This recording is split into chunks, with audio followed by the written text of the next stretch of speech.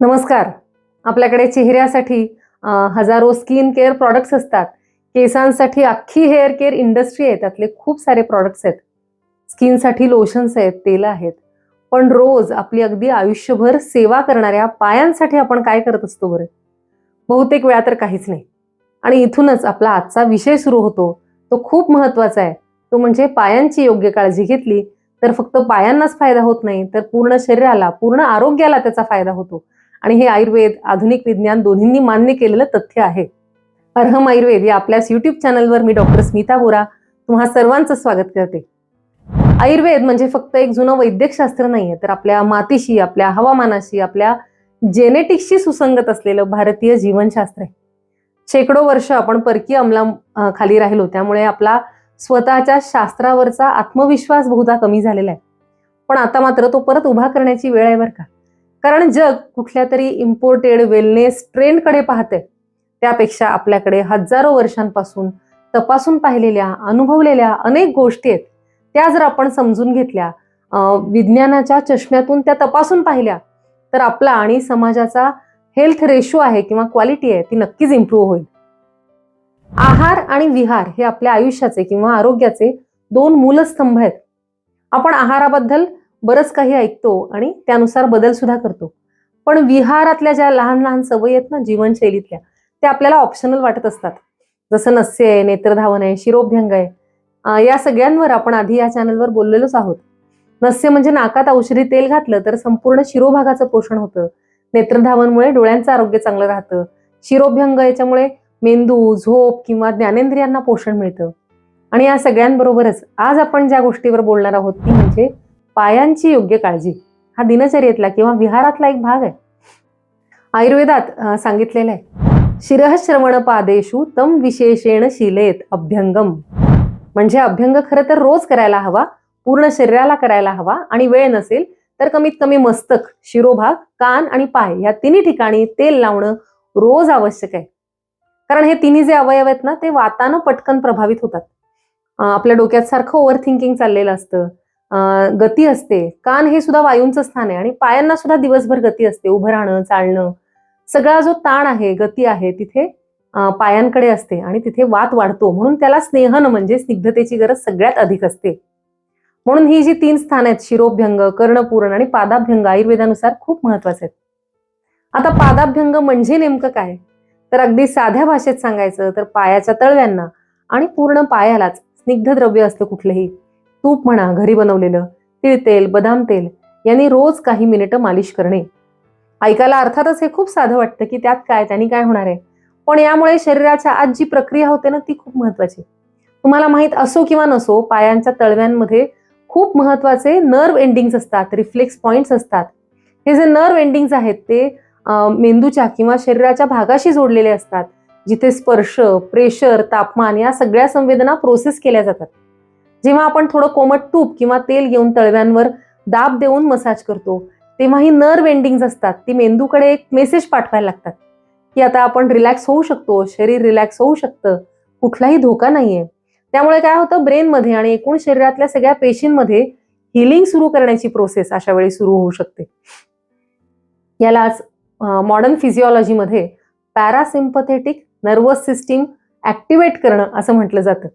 पॅरासिम्पथेटिक nervous system म्हणजे ती system आहे जी आपला स्ट्रेस कमी करते, हृदयाची गती मंद करते, रक्तदाब स्थिर होतो यामुळे आणि मेलाटोनिन सारखी झोप आणणारी हार्मोन्स यामुळे वाढतात.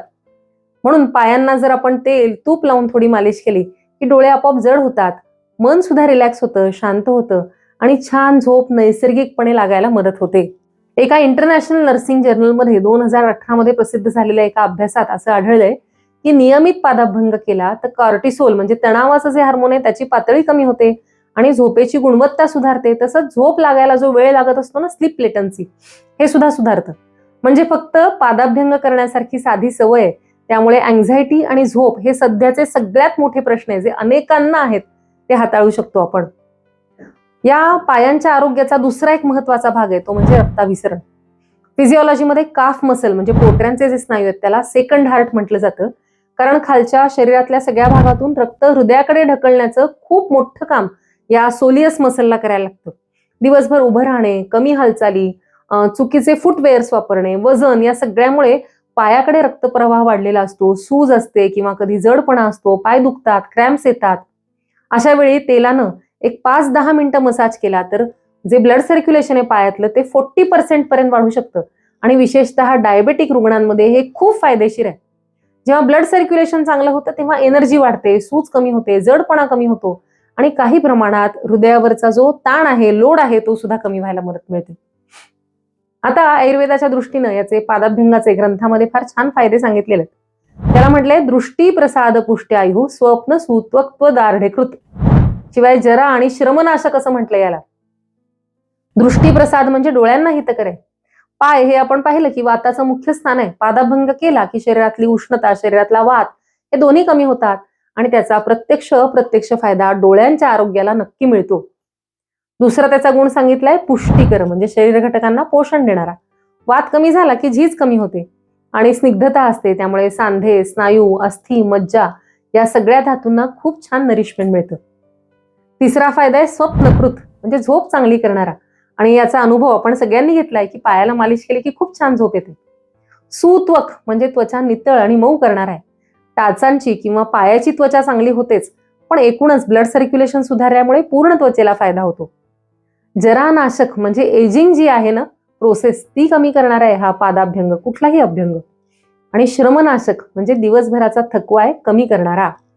हा फायदा प्रत्येकानं जवळजवळ अनुभवला असेल की पायांना मालिश केली की अर्थातच थकवा कमी होतो. आता सगळ्यात महत्वाचा भाग, पायांची काळजी म्हणजे प्रॅक्टिकली काय काय करायचं. पहिला मुद्दा, यासाठी काय वापरायचं. तर ज्यांची प्रकृती पित्ताची आहे, ज्यांना हातापायात आग होत असते, उष्णता असते, कधी लघवीला जळजळ होत असते, खूप गरमीत त्रास होतो, झोपेची काही अडचण आहे, ऍसिडिटी आहे, अशा सर्वांनी पादाभ्यंगासाठी शुद्ध तूप वापरावं किंवा तुपावर प्रक्रिया करून बनवलेलं शतधौत मलम वापरावं. तूप हे गुणानं शीतल आहे, स्निग्ध आहे, वातपित्त कमी करणार आहे. नस्य करण्यासाठी, नेत्रधावनसाठी किंवा पायांसाठी तूप खूप छान काम करतं. शुद्ध तूप नसेल तर तुम्ही शुद्ध खोबरेल तेल सुद्धा वापरू शकता. आता ज्यांना वाताचा त्रास आहे, कोरडेपणा आहे, संधिवात आहे, टाचा दुखतात, पोटऱ्या दुखतात, सायटिका आहे किंवा पायात जडपणा असतो, दिवसभर उभं राहावं लागतं, त्यांनी घाण्यावर तयार केलेलं तेल किंवा बदामाचं तेल वापरावं. या तेलांमध्ये लिनोलेइक ऍसिड असतं आणि व्हिटॅमिन ई असतं, त्यामुळे स्किनला, आपल्या नर्व्सना यामुळे खूप छान नरिशमेंट मिळतं. बदाम तेल हे पटकन ऍब्सॉर्ब होणारं असल्यामुळे थकवा, स्टिफनेस खूप फास्ट कमी होतो. सध्या तर शुद्ध तूप मिळणं सगळ्यांनाच खूप अवघड आहे, कारण दुधाचीच आपल्याला खात्री नाही त्याच्या गुणवत्तेची. म्हणून बदाम तेल हा सगळ्या प्रकृतीच्या व्यक्तींसाठी सगळ्यात चांगला ऑप्शन माझ्या मते.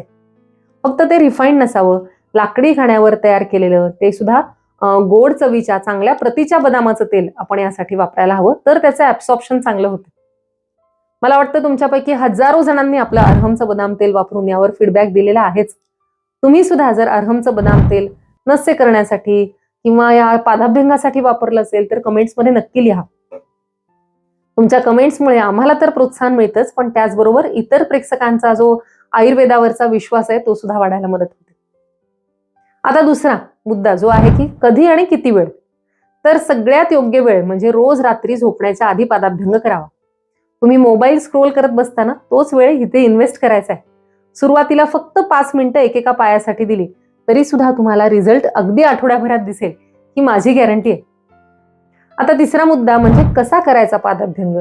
तर त्यासाठी तुमच्या बेडजवळच एक छोटीशी डबी किंवा बाटली ठेवा, तुपाची किंवा तेलाची. म्हणजे उद्या करू असं न होता लगेच तुमच्या हातात तेल तूप असेल. साधारण तूप असेल तर एका पायासाठी साधारण एवढं वापरू शकता आणि तेल असेल तर एक 10 थेंब पुरेसं होतं. हे गोल गोल थोडं दाबून याची मसाज करायची आपल्याला पायाच्या तळव्यांची. काशाच्या वाटीनं किंवा असं टूल वापरून मसाज केला तर दाब सुद्धा चांगला बसतो, पायातले सगळे पॉइंट्स दाबले जातात. पायाची बोटं वेगवेगळी पकडून हलक्या हातानं त्याला सुद्धा मसाज करायचा आहे.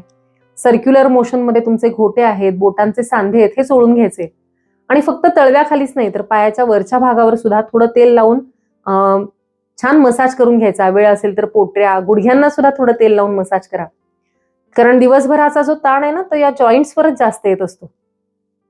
अर्थात आपण हाताने सुद्धा हे करू शकतो, पण काशाच्या टूल न करण्याचे याचे काही महत्वाचे फायदे आहेत. कांस्य म्हणजे हे जे धातू आहे ना, ब्रॉन्झ, याचे गुण सांगताना आयुर्वेदात म्हटलंय की कांस्य हे कफ आणि वात या 2 दोषांना कमी करणार आहे, पचनासाठी मदत करणार आहे, लेखन आहे, डोळ्यांसाठी अतिशय हितकर आहे आणि याचा आणखी एक गुण सांगितलाय तो म्हणजे विषद आहे, म्हणजे जे टॉक्झिन्स आहेत त्यांना स्वच्छ करणारं आहे. आपण अजूनही पदक देताना सुवर्ण पदक, रौप्य पदक आणि कांस्य पदक वापरतो बघा सगळीकडे जगात. म्हणजे सुवर्ण आणि रौप्य म्हणजे चांदी यांच्या खालोखाल महत्वाचा धातू, मौल्यवान धातू कुठला असेल तर तो म्हणजे कांस्य किंवा कासं. पूर्वी प्रत्येकाच्या घरात काशाची भांडी नक्की असायची. सध्या मात्र एक सुद्धा भांड सापडणार नाही.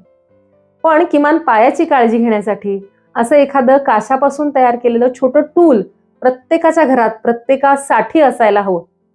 अर्थात वाटीनं सुद्धा मसाज करता येतो, पण त्याच्या किनारी टोकदार असल्यामुळे ते फार कम्फर्टेबल राहत नाही.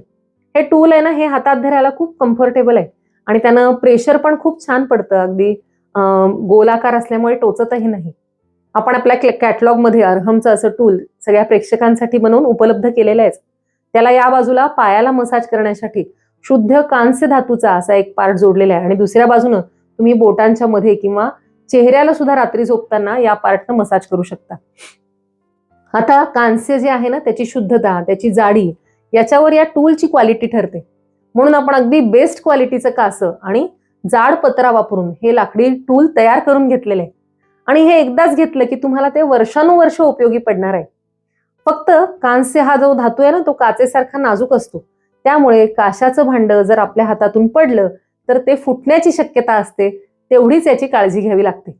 बाकी तुम्ही वर्षानुवर्ष एकदा हे घेतल्यानंतर याचा वापर करू शकता. बऱ्याच जणांना एक प्रश्न असतो की काशाच्या वाटीनं मसाज केल्यानंतर पाय खूप काळे होतात. त्यासाठी आणखी एक काळजी घ्यायची, ती म्हणजे झोपण्यापूर्वी आणि पादाभ्यंग करण्यापूर्वी पाय थोडे कोमट पाण्यानं स्वच्छ धुवून घ्यायचे, पुसून घ्यायचे आणि आपलं हे जे टूल आहे ते सुद्धा रोज तुम्ही तेलाचा, तुपाचा मसाज केल्यानंतर कोरड्या कापडानं पुसून नीट पॅक करून प्लास्टिकच्या पिशवीमध्ये किंवा डब्यामध्ये ठेवून द्यायचं. म्हणजे या धातूचं ऑक्सिडेशन होत नाही, हवेशी संपर्क येत नाही आणि मग पाय खूप काळे होत नाहीत.